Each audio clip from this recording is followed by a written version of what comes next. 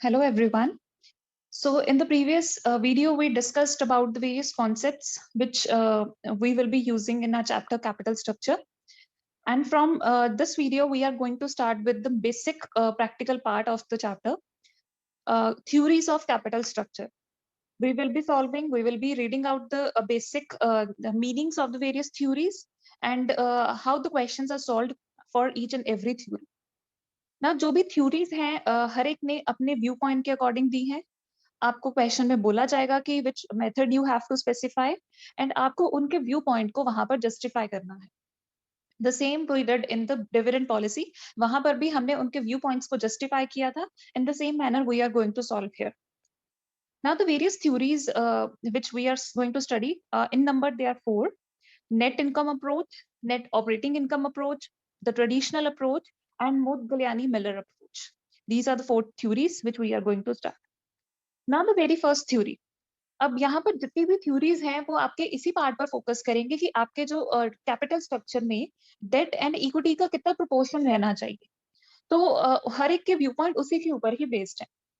जैसे कि net income approach हमें क्या कहती है कि अकॉर्डिंग टू दिस अप्रोच एक फर्म जितना ज्यादा डेट का कंपोनेंट अपने कैपिटल स्ट्रक्चर में रखेगी उससे उसको उतना ही फायदा होगा और उसका जो ओवरऑल कॉस्ट ऑफ कैपिटल है वो रिड्यूस हो जाएगा। अब कॉस्ट ऑफ कैपिटल चैप्टर हमने प्रीवियस किया हुआ है, सो ये उसी के ऊपर ही बेस्ड है कि अगर आपने अपने weighted average cost of capital को रिड्यूस करना है तो उसे रिड्यूस करने के लिए what you should do, you should employ more and more of debt in your capital structure. तो आपका वो कॉस्ट ऑफ कैपिटल को रिड्यूस कर देगा, बिकॉज डेट को एम्प्लॉय करने से हमें इंटरेस्ट के कारण टैक्स बेनिफिट मिलता है और हमारे इक्विटी वालों के लिए पैसा ज्यादा बचता है and we can earn higher EPS in that case. So it is written to minimise the weighted average cost and to increase the value of the firm by using more of debt financing to maximum possible extent. आपको अपनी cost of capital reduce करनी है, आपको अपनी value of firm increase करनी है, तो आप अपना डेट का कंपोनेंट जितना इंक्रीज कर सकते हो उतना इंक्रीज करो। अब ये जो थ्योरी है ये कुछ assumptions के ऊपर बेस्ड है। assumptions क्या है कि आपकी जो कॉस्ट ऑफ डेट है वो कम है as compare to your cost of equity. अब हमने ये चैप्टर किया हुआ है कॉस्ट ऑफ कैपिटल में कि दोनों के कंपोनेंट्स की कॉस्ट कैसे निकालते हैं। तो ये मान रही है, ये थ्योरी अप्रोच ये मानती है कि आपकी जो डेट की कॉस्ट होती है वो हमेशा कम होती है as compare to your equity. Moreover ये माना जाता है कि ये थ्योरी इस assumption के ऊपर बेस्ड है कि आपके पास कोई टैक्सेस नहीं है and the risk perception of investors is not changed by the use of debt. कि अगर आप अपना डेट का कंपोनेंट यूज करते हो तो उससे आपका जो इन्वेस्टर्स का रिस्क परसेप्शन है वो चेंज नहीं होने वाला है, उसके ऊपर भी ये थ्योरी बेस्ड है। अब यहाँ पर जब भी आपको ये क्वेश्चन थ्योरी में आएगा, बिकॉज थ्योरीज का इसका क्वेश्चन काफी आता है in your practical in your examination, आपको इसका एक ग्राफ ड्रॉ करना है बिकॉज ग्राफ एक काफी अच्छा पिक्टोरल रिप्रेजेंटेशन है आपकी थ्योरी का। So what that graph indicates,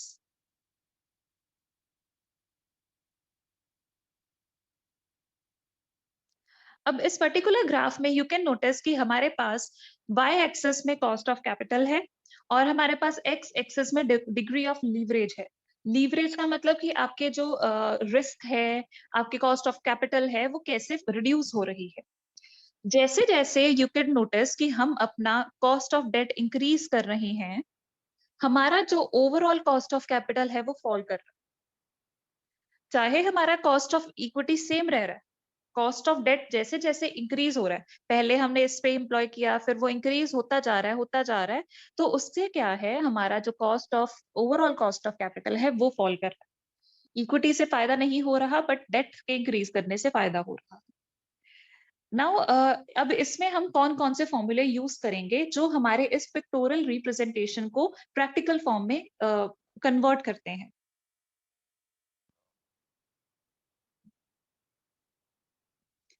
सबसे पहले अ वेरी सिंपल पॉइंट, किसी भी फर्म की अगर हम वैल्यू निकालना चाहते हैं, value of any firm is equal to the total value, जो total value is equal to the value of equity shares plus value of date.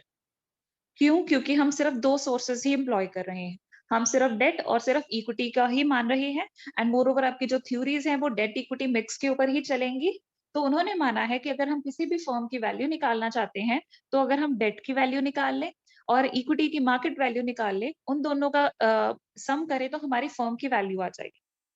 अब ये तो उन्होंने एक सिंपल मेथड दे दिया कि आपको इसके अंडर ये फॉर्मूला लगाकर वैल्यू निकालनी है फर्म की।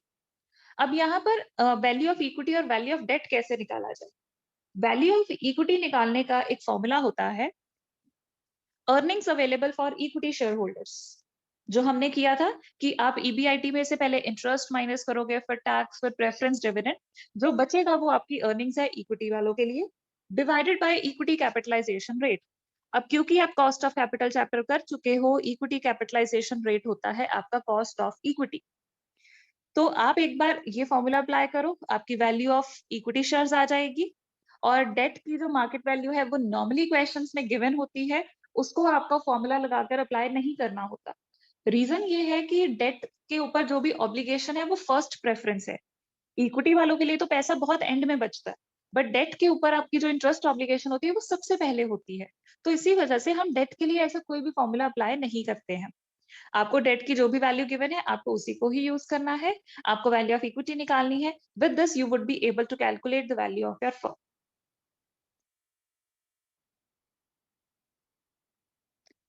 अब एक बार आपने वैल्यू ऑफ फर्म निकाल ली, जो हमने V is equal to S plus T किया है, तो आपके लिए अब ओवरऑल कॉस्ट ऑफ कैपिटल निकालना बहुत इजी है by applying this formula.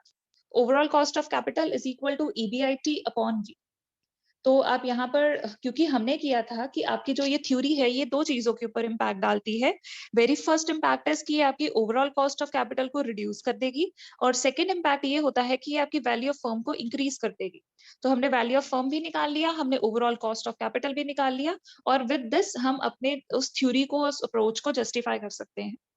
Normally justification possible तब है जब आपको दो ऑल्टरनेटिव्स या तीन ऑल्टरनेटिव्स दे दिए कि अब आप बताओ कि आपकी जो थ्योरी है वो जस्टिफाई हो रही है या नहीं।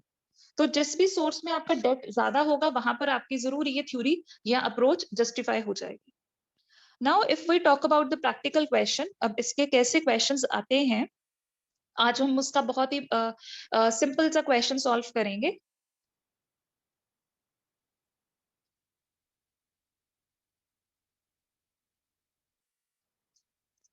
The question says, X Limited is expecting an annual EBIT of rupees 1 lakh.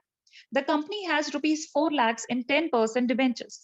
X Limited company है, उनको एट प्रेजेंट EBIT उनकी जो एक्सपेक्ट कर रहे हैं वो 1 लाख रुपीस है, और उनके पास 4 lakhs 10% डिबेंचर्स हैं।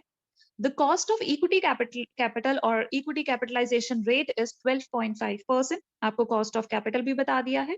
You are required to calculate the total value of the firm according to net income approach. ये एक क्वेश्चन है जो आता रहता है, इस पैटर्न का क्वेश्चन। तो you have to do it very carefully. आपको जस्ट क्या रखना है ध्यान में, दो फॉर्मूले, V is equal to S plus D and KO is equal to EBIT upon D। और इसके साथ साथ हमने जो पैटर्न किया है प्रॉफिट्स को कैसे यूज करते हैं वो चीज, आपका सारे का सारा क्वेश्चन अपने आप फ्लो में सॉल्व होता जाएगा। तो सबसे पहले हम लेंगे अपना EBIT। अब अगर हम EBIT लेते हैं तो वो हमें 1 लाख रुपीस दिया है। क्योंकि अब हमने ये क्यों लिया EBIT, उन्होंने हमें बोला है कि हमने फर्म की वैल्यू निकालनी है। फर्म की वैल्यू कैसे आएगी? Value of firm is equal to S plus D. Debt की वैल्यू तो हमारे पास 4 लाख रुपीस है, बट एस की वैल्यू नहीं है। एस की वैल्यू का फॉर्मूला क्या होता है? सबसे पहले you need earnings for equity. अब उसको डिवाइड करेंगे कॉस्ट ऑफ इक्विटी के साथ। अब अर्निंग्स फॉर इक्विटी तो नहीं है हमारे पास, तो अर्निंग्स फॉर इक्विटी निकालने के लिए हम EBIT को यूज करेंगे यहाँ पर।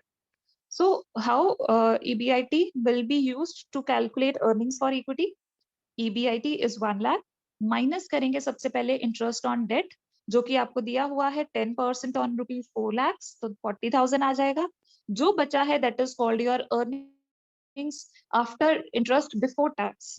क्वेश्चन में टैक्स रेट नहीं है, थ्योरी भी अज्यूम नहीं करती है, तो टैक्स जीरो। क्वेश्चन में प्रेफरेंस डिविडेंड नहीं है, प्रेफरेंस शेयर कैपिटल नहीं है, तो वो भी जीरो। तो जो बचा है वो अब आपके लिए क्या है, सारे का सारा पैसा इक्विटी के लिए ही है। यहाँ पर अब हम अपना फॉर्मूला लगाएंगे, S is equal to earnings available for equity shareholders divided by equity capitalisation rate.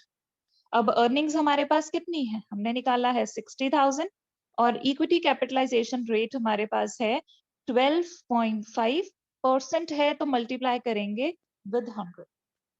आप यहाँ पर सॉल्व करो तो आपकी जो वैल्यू ऑफ एस आ जाएगी वो आ जाएगी 4,80,000। अब हमारे पास वैल्यू ऑफ एस आ गई, हमने फॉर्मूला कौन सा अप्लाई करना है, V is equal to S plus D. S की वैल्यू है, डी की वैल्यू भी गिवन है, वो है ₹4 लाख। तो टोटल वैल्यू ऑफ फर्म आपकी आ जाएगी 4,80,000 plus 4 lakh which is equal to 8,80,000 rupees. आपका फॉर्मेट हमेशा यही बनेगा, आपको ऐसे ही बॉक्स में उसको रिप्रेजेंट करना है, इसी ऑर्डर में आपको सॉल्व करना है। So with this your first theory का जो बेस है वो सॉल्व हो चुका है। सो अब इसके हम फर्दर क्वेश्चंस जो भी सॉल्व करने हैं, I will provide you in your WhatsApp group, and those who want to have more notes of this chapter, they can subscribe to our Telegram channel. I will provide you the link in our description box. Thank you so much.